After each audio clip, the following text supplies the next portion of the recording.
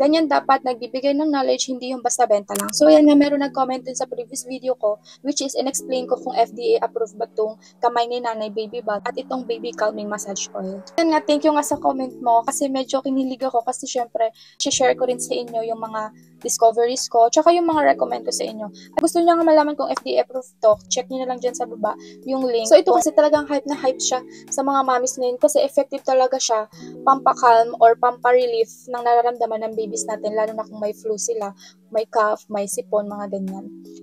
Pero make sure pa rin mommies na mag-consult pa rin kayo sa pedia ng baby nyo. So ayan nga, ito nga pang help lang to, pang suit sa kanila para mas maging magaan yung pakiramdam nila, lalo na kung matutulog sila. Ito, nilalagay ko to sa dibdib sa likod, sa talampakan ni baby. Ito naman sa buong katawan niya except sa face. Nagamit ko tong both products sa 1-year-old and 6-years-old ko, which is, yung 1-year-old ko is may eczema or sensitive yung skin, and then yung 6-years-old ko naman normal skin.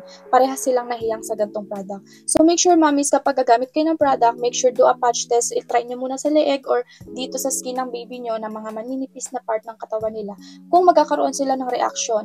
Kasi syempre, hindi naman lahat ng gamit ng isang mommy sa baby nila is magiging hiyang din sa mga babies or kids. Link ko na nga lang to mommies kung gusto nyo rin.